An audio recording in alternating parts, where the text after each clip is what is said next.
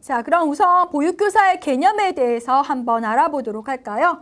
자, 보육교사라는 것은 우선 이제 어린이집에서 아이들을 교육하는 교사를 의미하죠. 자, 무슨 일이에요? 선생님이에요. 어디에서요? 그러면 어린이집에서요. 아, 보육교사시구나 라고 얘기합니다. 네, 보육교사는 우리 어린이집에서 만 0세에서 만 5세 아이들, 즉 영유아라고 합니다.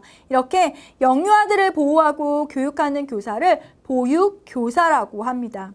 영유아를 대상으로 심신의 보호와 건전한 교육을 하고 우리 영유아들을 건강한 사회 구성원으로 육성하고 보호자를 지원해서 궁극적으로는 가정복지에 기여하는 자라고 할 수 있습니다. 보육교사의 역할에 대해 설명해 드렸던 건데 사실은 이 내용은 우리 영유아보호법에서 의미하고자 하는 보육의 개념하고도 마찬가지의 내용입니다. 그 맥락이 함께 됩니다. 그래서 우리 보육교사의 경우에는 아이들을 육성하거나 교육하는 것뿐만 아니라 다양한 전반적인 복지 증진에 기여하고 있는 전문가라고 할 수 있습니다. 자, 보육교사와 관련된 다양한 학자들의 개념에 대해서 한번 알아보도록 할게요. 자, 우선 최근의 개념 중에 하나인 민성애를 기준으로 해서 한번 알아보도록 할 텐데요.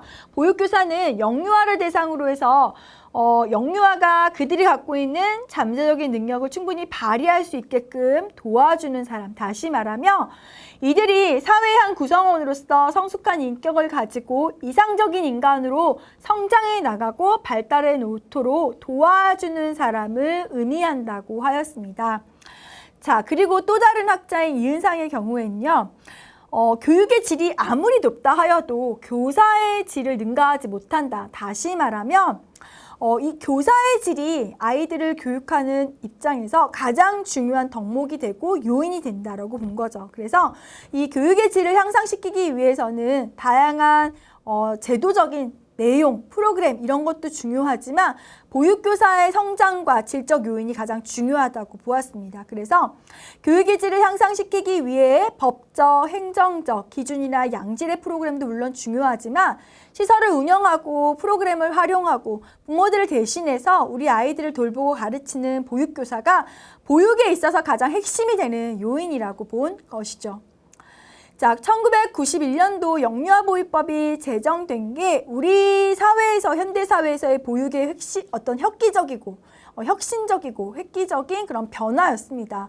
왜냐하면 이전에는 이 영유아보호법이 제정되기 이전에 보육교사라는 명칭 자체가 없었어요. 그런데 보육사라는 그런 자격 제도가 영유아보호법이 생기면서 보육교사 자격 규정이 생기게 되었거든요. 그러면서 보육교사라는 명칭 자체가 공식화되었고 좀 더 대중적인 용어로 사용되기 시작한 게 불과 한 30년이 안 되었습니다. 이렇게 유아보육법 관련된 내용들이 처음에 제정되었을 때는 보육교사의 자격에 학력, 전공, 교육과정, 기준 이런 것들이 적용이 되기 시작했고요. 자, 우선 학력과 전공을 이제 기준으로 한번 살펴보도록 할게요. 보통 학력은 대학이나 고등학교 졸업 이상으로 현재까지 적용이 되고 있고요. 전공은 유아교육을 전공했거나 사회복지 혹은 아동복지와 관련된 학과에서 이러한 것들을 전공한 이들을 일컫습니다.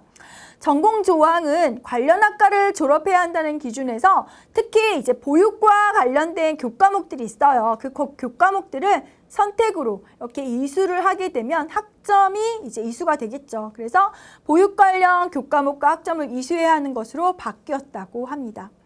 자, 자격은 어떠할까요? 2004년도에는 이미 제정된 영유아보육법이 개정되었습니다. 그 과정에서도 이 보육교사의 자격과 관련된 부분을 국가 자격증제로 전환하였어요. 그러니까 다시 말하면 자격증을 가진 자들만 보육교사로 인정하게 된 거죠. 왜냐하면 보육교사의 직업의 어떤 전문성을 강화하려는 거예요. 여러분, 전문직이라는 것은 바로 어떠한 그 분야의 특수성, 기술 이런 걸 가지고 자격증이 있어서 그 직업에서 어떤 책임과 임무를 다할 수 있는 어떤 자격이 되어지는 자로 규정을 하고 있다고 합니다. 마찬가지로 보육교사의 전문성을 강화